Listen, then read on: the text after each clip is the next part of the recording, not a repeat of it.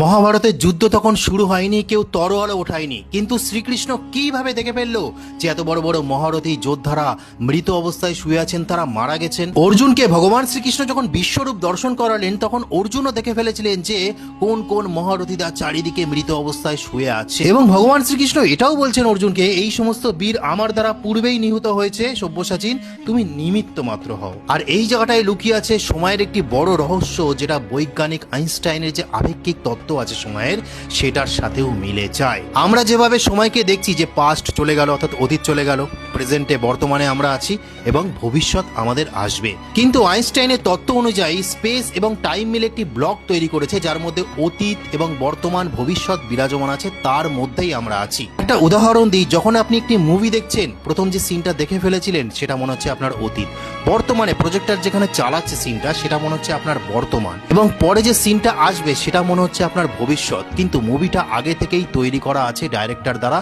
তার মধ্যেই সমস্ত কিছু আছে যেটা অতীত, বর্তমান, ভবিষ্যৎ সবকিছু আছে। সেটা আপনার মনে হচ্ছে যে ওটা অতীত, এটা বর্তমান, ভবিষ্যৎ, কিন্তু অলরেডি মুভিটা আগে থেকেই তৈরি করা আছে। ঠিক একইভাবে আমাদের শৈশব, আমাদের এই বর্তমান অবস্থা এবং ভবিষ্যতে যেটা হতে চলেছে সেটা সময়ের মধ্যেই একইভাবে অবস্থান অলরেডি করছে, যেটাকে আইনস্টাইনের ভাষায় বলা হয় ব্লক ইউনিভার্স থিওরি।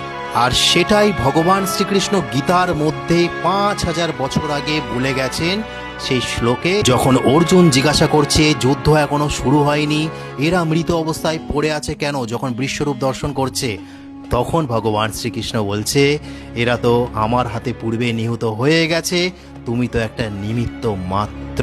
অর্থাৎ আমরা যে অবস্থায় আছি, আমাদের যে অবস্থা চলে গেছে, আগামী দিনে যে অবস্থা আসবে সেটা কি অলরেডি ঠিক করা আছে ভগবানের হাতে? সেটা আপনারাই বলুন। আইনস্টাইন যে ব্লক থিওরির কথা বলেছে সেটা কি কন্ট্রোল করছে ভগবান শ্রীকৃষ্ণ? সেটা আপনারাই বলুন।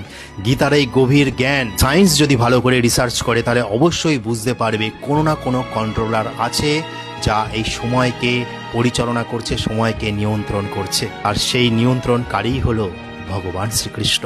তো আজকে বলার ছিল। হরে কৃষ্ণ।